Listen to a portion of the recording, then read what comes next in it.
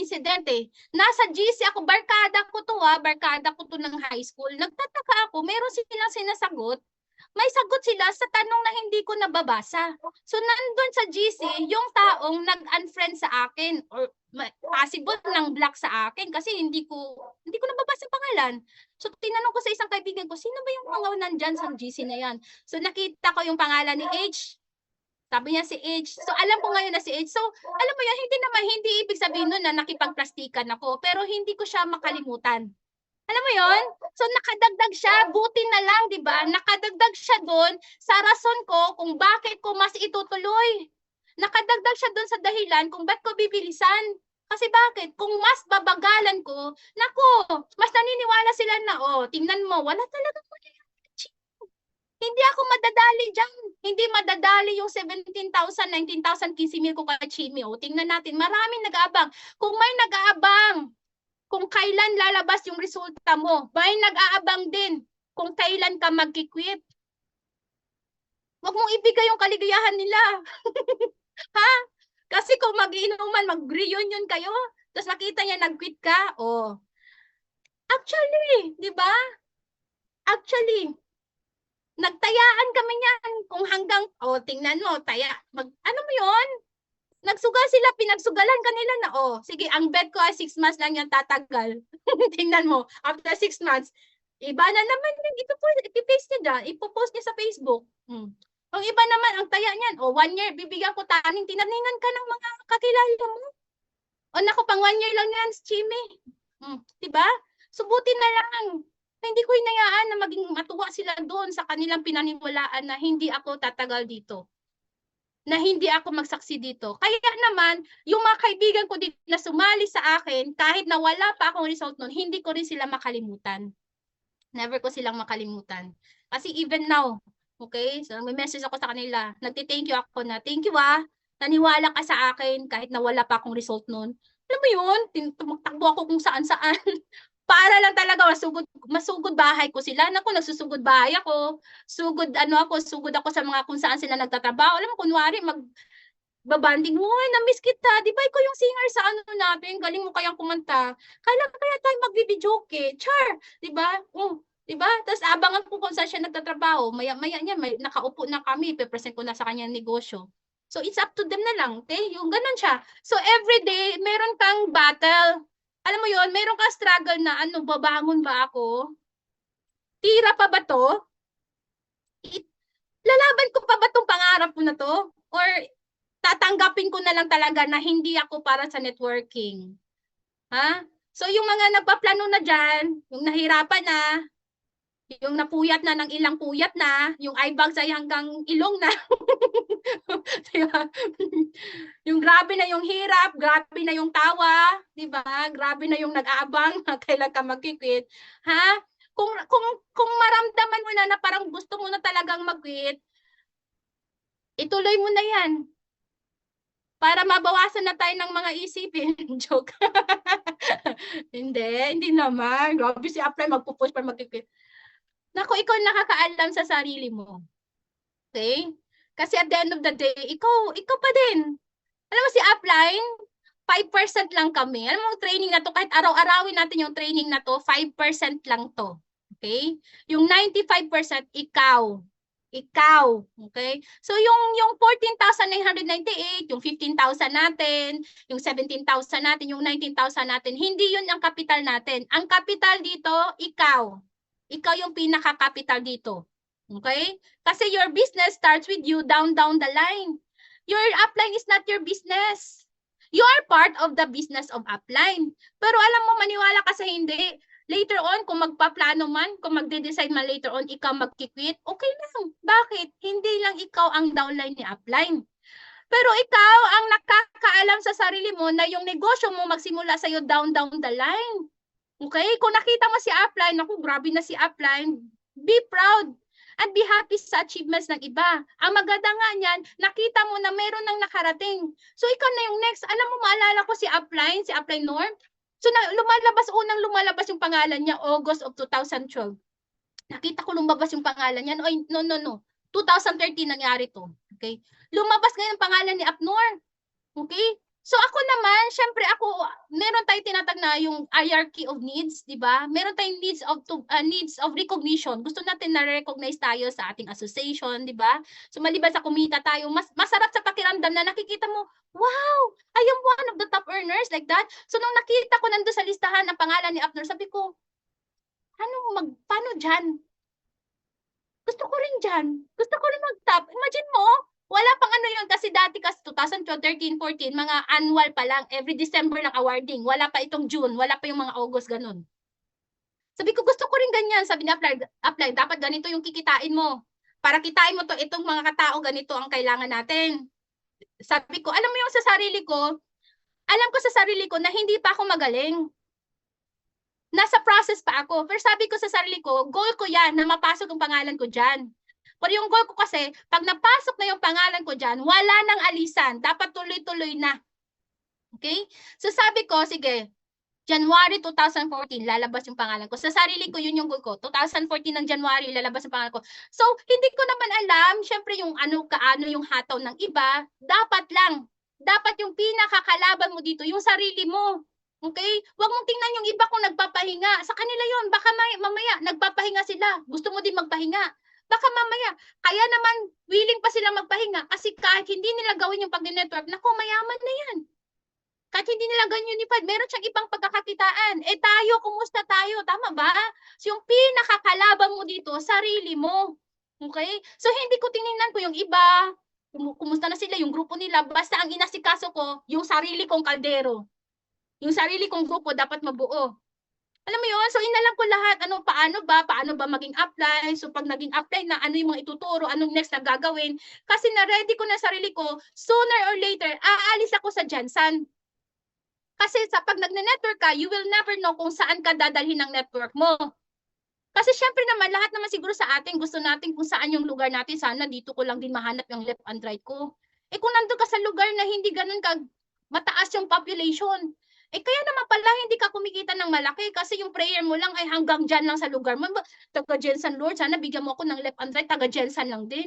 So hindi ka mabibigyan ng taga Davao, Cotabato, Zamboanga, Iligan, kung asa-asan pa na lugar. Tama ba? And remember, our business is worldwide. So mas maganda kung mas marami kang market, marami kang network around the globe, okay? Ganun, okay? So, you have to ready yourself. So, para ma-ready mo yung sarili mo, itong mga training, this is part of it na kailangan mo. Nire-ready ka. Kasi yung utak mo muna, bago yung result, bago kumapal yung mga bulsa natin, yung una muna ay tatapa yung mindset mo. Tatamain natin yung mindset mo. Na dating okay ka na, dating simpleng buhay, mali yung definition mo na simpleng buhay. Yung dating okay ka na, feeling mo okay ka na, nakalimutan mo na hindi ka pa okay. Okay? Kasi bakit? Oh, nung bata tayo, lahat naman siguro sa atin, nung bata tayo, nung tinanong tayo, anong gusto mo? Gusto ko yung maman. Gusto ko yung lahat ng gusto ko nabibili. Yung may makita ka na magandang magarang damit ng kaklase mo, gusto ko rin ng damit na yan, ibang kulay lang. 'Di ba? Nung nakita mo na nakita mo yung kaklase mo na alam mo yun? Digulong yung bag. Ano ko, pangarap ko yan nung bata ako. Gusto ko rin yan. Kaya lang, alam mo yan yung bag namin, syempre dahil mahirap kami, alam mo yung nakailang batch na ako ng tahi. Nung bata ako, 2 years, siguro grade 2 ako, nagtatahin ako ng sarili kong bag kasi napupunit sa kabigat ng mga libro ng public school, di ba? Alam mo, nakailang tahi na ako, hindi walang oras si mama magtahi niyan. Ako na magtatahi. Nakailang batch na ng tahi. Hanggang sa, alam mo yun, yung dating ganito pa siya kakapal yung bag, naging ganito kanipis. Kasi nakailang, ilang tahi na, I'm sure may mga makaka-relate dito. Alam mo yun, nung bata ka na, sobrang ng pangarap mo, sobrang laki ng pangarap mo. Nung nagdadalaga ka na, nagbago na, di ba? Nung tinanong ka pangarap mo, makagraduate lang ako, magkaroon ng trabaho. Tama ba? Nung nagtrabaho ka na, ano nang gusto mo? Nung tinanong ka, anong gusto mo? Yung makakain ka lang ng 3 times a day. Yun na yung pangarap mo, pinapangarap na yun. Tama ba? Kasi bakit? Ba't daw nagbabago? Kasi unti-unti na-realize mo na mahirap ang buhay. Na-realize mo na mas lamang yung may pera. Na-realize mo na gusto mo namang mag-travel pero kailangan ng pera. Na-realize mo na gusto mo naman na makakain ng masarap, kaya lang mahal. 'Di ba? Tama ba? So tinuturuan tayo ulit ng network marketing na, hoy, bumalik tayo sa kung ano tayong mag-isip nung bata tayo, nung kung gaano tayo mangarap ng malaki. Kasi pwede siya because we have this right vehicle, the Unified. Palakpakan naman natin yung Unified. Naturuan tayo ulit, di ba? Naturuan tayo ulit na dating kinalimutan natin kasi alam mo naman, di ba, pag empleyado ka, alam mong hindi ka kasya, wala pa yung sahod, alam mo na kung saan papunta. Bayad sa utang nito, bayad sa PhilHealth, bayad sa SSS, kulang, di ba? Kaya ang ending, 2 days before ang sahod, maghahanap ka ng kanino ka pwedeng makautang kasi 2 days babayaran mo na rin, di ba? Tama ba? Kaya gustuhin mo makaipon, hindi nakakaipon. Paano makaipon? Kulang nga. Hindi nga sapat. Okay? Para dun sa mga daily expenses natin. And, alam mo yon, itetest ka dito. Alam mo, pag hinataw mo to, gagawin natin yung network marketing. Alam mo yon? So, every day is a battle. Every day is a struggle. Every day is for you to decide, babangon ka para buuin, para kunin yung pangarap, para, alam mo yon, you will be one step, alam mo, one day ahead. Okay, ahead towards your dream or may one day going na closer to your dreams na. Okay? Because alam mo yung mga days na you are feeling like about to quit, you are feeling about to give up, you are feeling hopeless. Alam mo tawag doon? Because sa pag-network natin, meron tayong tinatag na this is a test of character. Kung talaga bang patay kung patay yung ibibigay mo na commitment. Hindi si upline yung magko-commit para sa'yo niyan. Ikaw yung magko-commit sa pangarap mo. Ano ba talaga yung mabibigay mo na commitment? Patay kung patay, di ba? And take this ha, yung network marketing, yung Unified natin, dapat maliwanag sa'yo.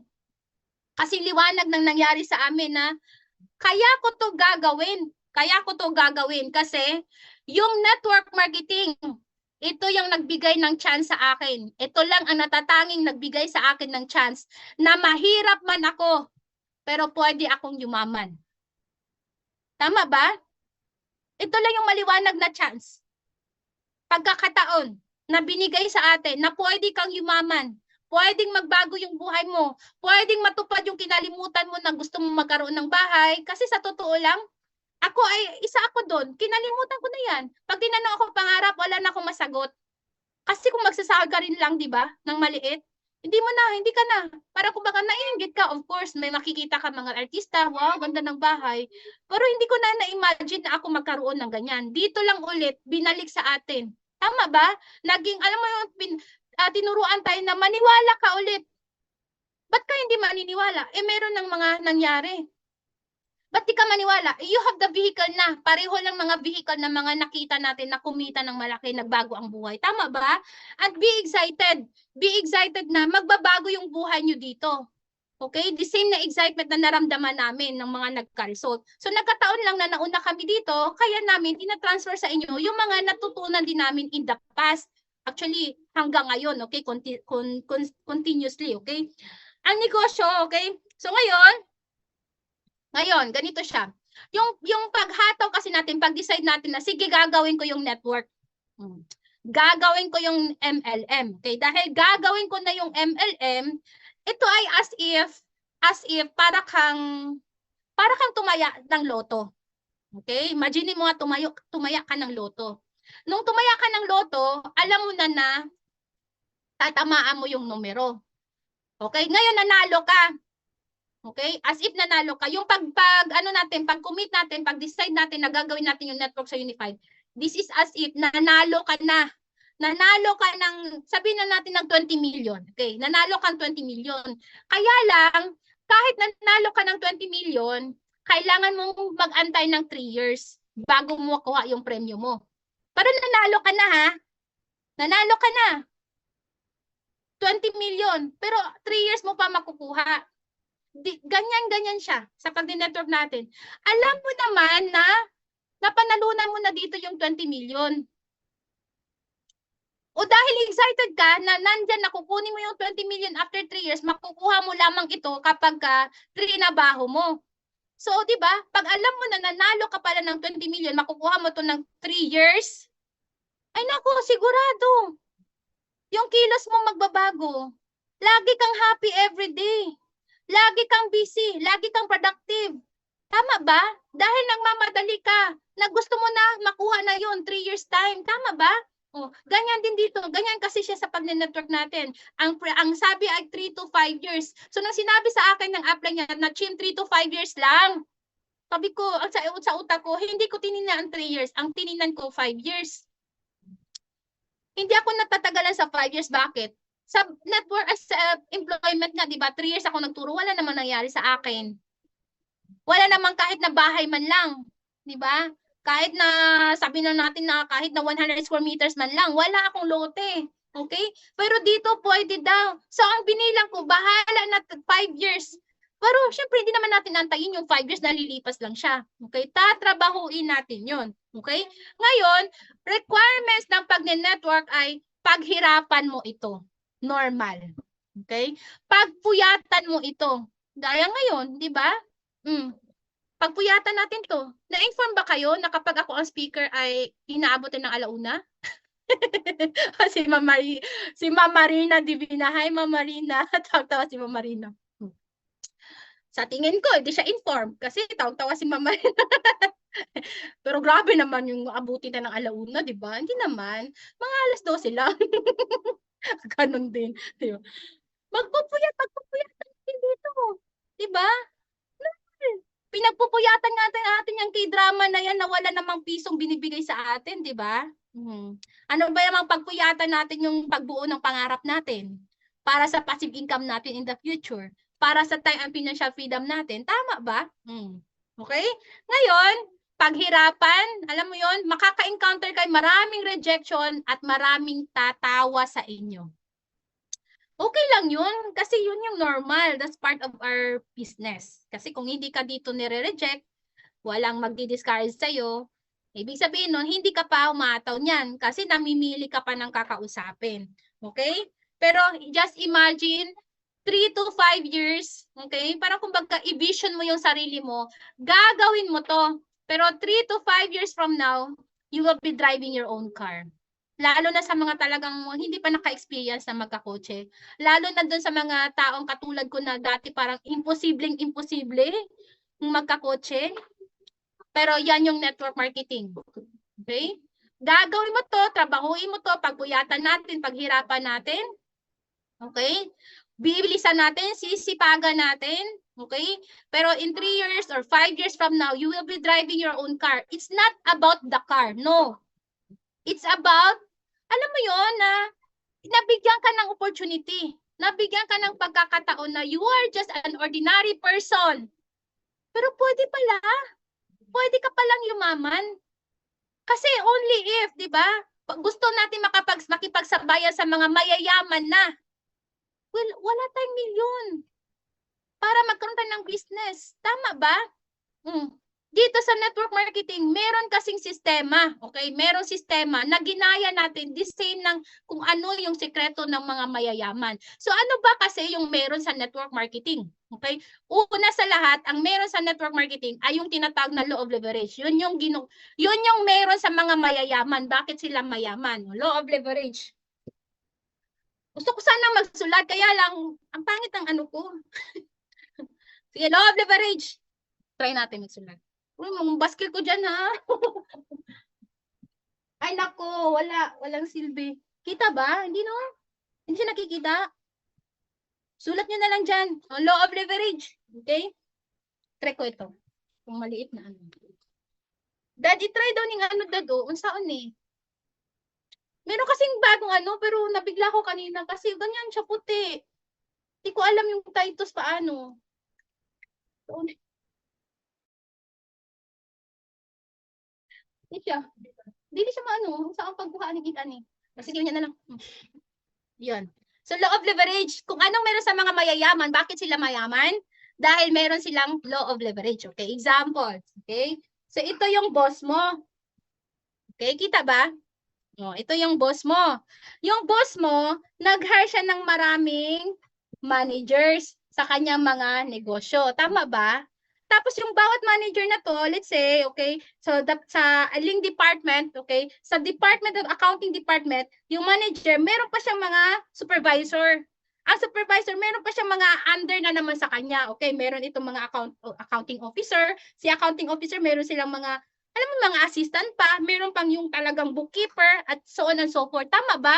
Ganon din dito. Okay, ganon din dito. Meron yung mga subordinates. Okay?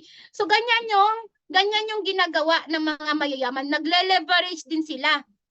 Ibig sabihin nito, kung si boss ba hindi papasok, kaya ba? Kumikilos ba itong mga mga hinar niya? Tama ba? Nakakakilos? Kahit wala si boss, kumikilos ito. So, ibig sabihin, kahit na wala si boss, kumikita ito habang kumikilos ito. So, ganyan-ganyan din sa network marketing. Okay, ganyan-ganyan yung kinopya natin. Ikaw to, this is you. Okay, kailangan natin hanapin yung mga tamang tao, okay, under your organization, na tuturuan natin para turuan din nasa ilalim, tuturuan natin down the line para lumaki yung grupo, para ito ay makuha niya din yung pangarap niya. Pag natulungan natin na makuha ang pangarap nito, makuha din ang pangarap ng mga nasa itaas. Ganyan-ganyan din. Kaya lang, pinagkaiba, okay, ang pinagkaiba, dito ay sinasahuran ito para magtrabaho. Ito ay sinasahuran lang natin ng learning, tinuturuan na natin ng tamang mindsetting, tinitraining natin kung paano ba talaga trabahuin yung business niya. Business niya, we are not employed. Okay, hindi natin boss si upline. Pero tinutulungan, merong pure intention si upline na tulungan tayo down the line. Kasi kung hindi ka matututo, wala ring income pataas kay upline. Okay? Pero ang good news niyan, kahit na later on in the future, si upline ay hindi na existing sa network nito, sa grupo nito. Dahil meron na mga magagaling na nagturo na rin dito. So kumikita ka din. Ikaw to, kikita ka din upline. So ginaya natin yung concept, in-apply natin yung law of leverage. Okay? Dito na papasok yung I'd rather have 1% of efforts ng 100 katao. Okay? So 1% of 100 persons. That's a total of 100%. Kaysa naman, sobrang galing ko, 100%. Pero ako lang mag-isa, parehong 100%. Kaya lang, dito, hindi ka naka-leverage. Maraming masipag, maraming magagaling, maraming matatalino, maraming mga malulupit. Pero, kapag hindi na-apply yung leverage, magkasakitan to, walang income. Basic example, breadwinner, siya ang pinaka-source of income ng buong pamilya. Pag si breadwinner nagkasakit, namatay, totally wala, napilay ang pamilya. Tama ba? I'd rather have 1% of 100 persons. 1%, maliit lang siya. Pero naka-impart ka dyan. Tama ba? Naka-impart ka ng knowledge. Naka-impart ka na maturuan sila ulit, na mangarap ulit. I'd rather have 1% of 100 persons. Kung ang 50% ay mag-quit man, meron pa ding 50%. Kung ikaw man ay magkasakit, meron pang natitirang 49%. So may income ka pa din. So ginagaya natin yung concept na law of leverage ng mga mayayaman. Hindi man natin sila mapantayan, okay, sa level of capitalization na kailangan nating ilabas. Ang kagandahan nito, dito, para kumita sila ng milyon, maglalabas sila franchise. Example, 800,000 para kumita. Okay? 800,000, let's say, pinakamaliit na franchise ng 7-Eleven. Example, 800,000. Para kumita na magkano? Let's say, net income of 100,000 monthly. Maganda naman, oo. Pero, diba, para kumita ka ng milyon, you need 10 branches of 800,000 worth na franchise. Ang tanong, 800,000 lang ba ang franchise niyan? Hindi. Okay? Whereas dito sa atin, pwede kang kumita ng as much as even 100,000 pero magsimula ka lang for only 15,000. Palapakan natin network marketing. Right? So binigyan tayo ng pagkakataon. Binigyan tayo ng pagkakataon na nung nagdasal tayo, Lord, gusto kong yumaman. Pero alam ni Lord, wala kang milyon. Kung hindi ka mang hold up, hindi ka mang hit up, wala kang milyon. Tama ba? Binigyan tayo ng pagkakataon na pwede kang yumaman. So huwag kang pumayag na mayroong mga katulad namin na nangyari na, naging totoo na yung mga pangarap na dating pangarap lang. Ngayon, realidad na. Okay? So to give you an inspiration, so dati hindi rin ako makapaniwala niyan. Pero ngayon, totoo na siya. So 10 years, 11 years, Actually, nagsimula yung result ko. Nagka-result na talaga ako ng 2015. After 3 years.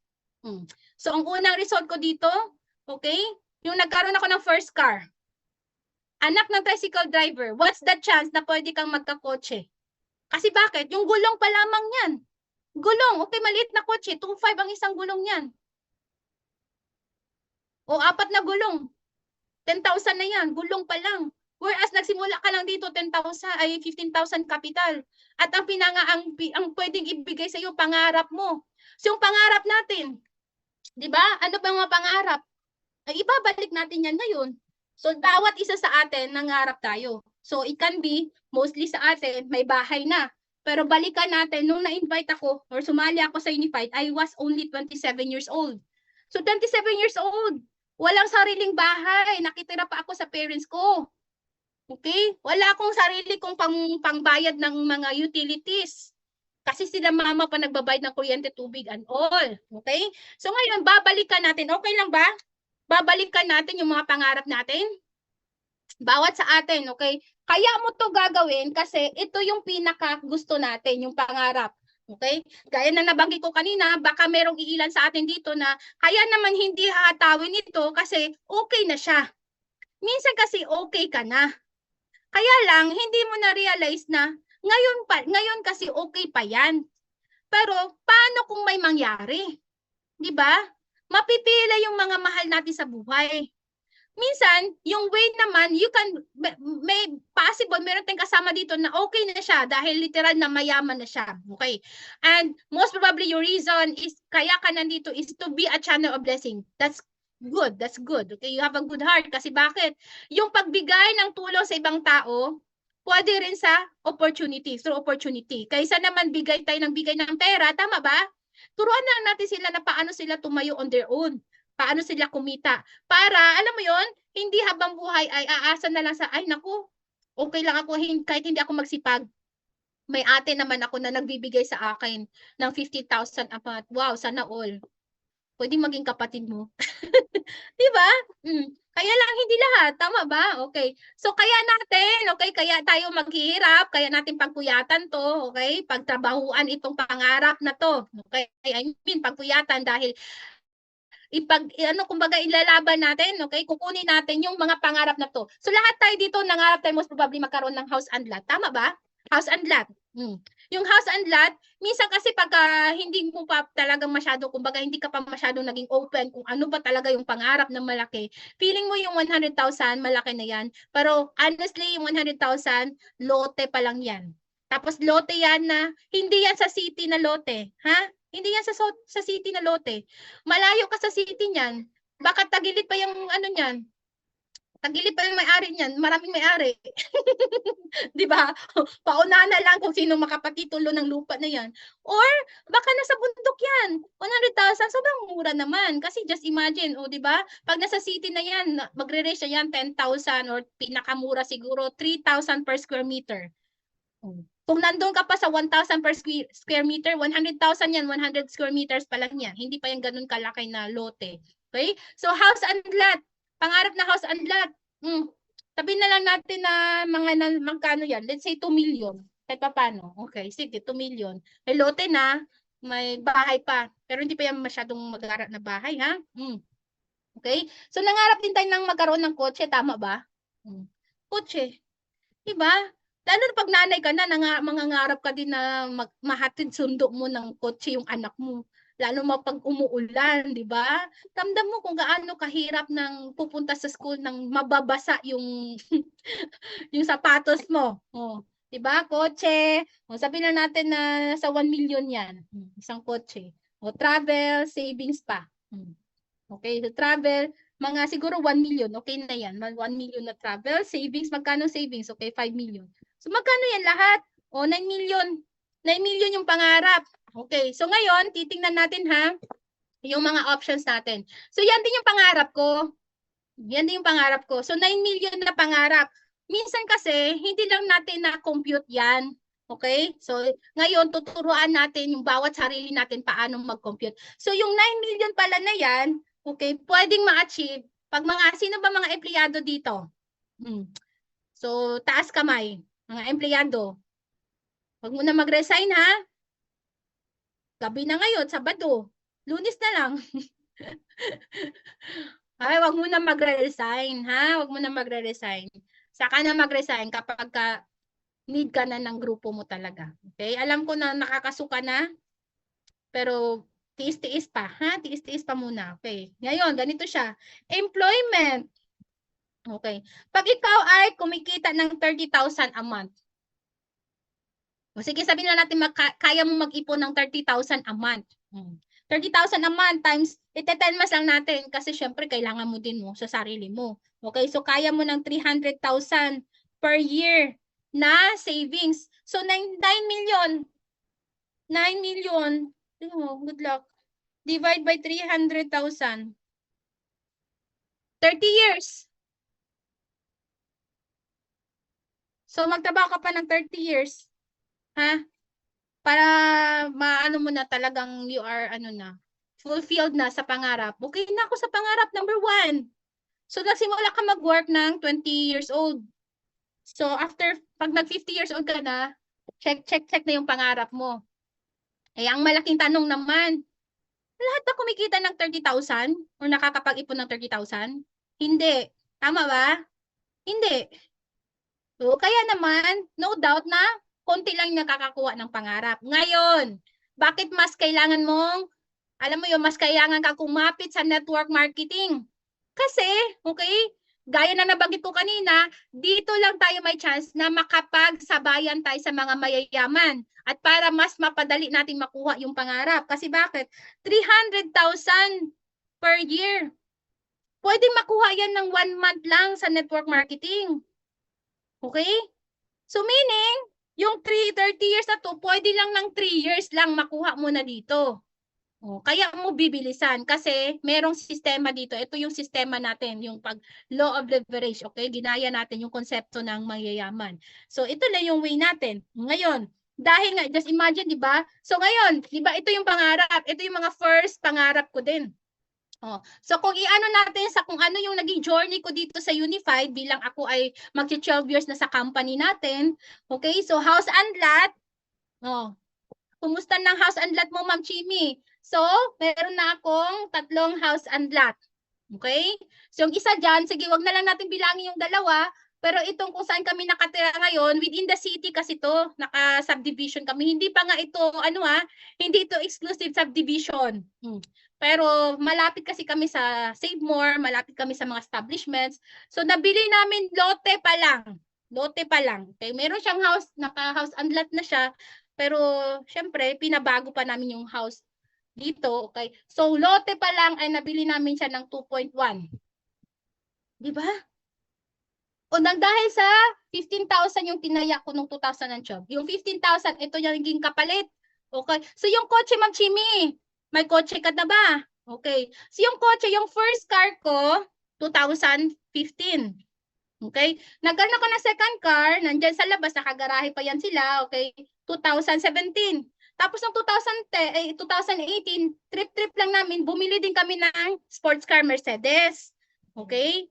Ngayon, nung 2019, kakapanganak ko kay Johan, nangya kasi ako mag-drive ng Mercedes, tapos pumunta ako ng Save More. Titingnan kasi yon kapag kung sino ba yung bumaba. Hindi naman ako, di ba? Kaman lang makapag duster man lang dyan. Di ba? Simple lang ako eh. Di ba? So, bumili kami ng pangmalengke kong kotse. Yung, alam mo yung ordinaryo lang ako. Walang titingin sa akin kung sinong bumaba. So, yung pang-apat na kotse nung 2019. Pero yung first car na yan, yung first car nung 2015, sina mama, nandun na sa garahe nila mama. Sila na yung pinapagamit namin. So, 3 lang yung kotse namin nasa garahe ngayon. Okay? So, ano yung point? Dati hindi naman wala naman ako pakialam sa kotse eh. I mean, nangarap din ako, oo. Pero wala akong idea about car. At saka hindi ko na-imagine na magkakaroon ako dito ng car. Okay? And remember guys, sa mundo ng network marketing, okay? Your first car is your worst car. Di ba? Nung sinabi sa akin yan ng isa sa mga trainer, sabi niya, Chim, alam mo ba? Kakabaliw yan, may kotse ka na. Pero your first car will always be your worst car. Worst pa yan, ah. Brand new yan, di ba? Sabi niya, doon ko lang naintindihan nung nagkaroon ng second car. Kasi, kaya pala worst car, your first car is your worst car because you can have second, third, fourth, fifth, sixth, o, depende na sa'yo.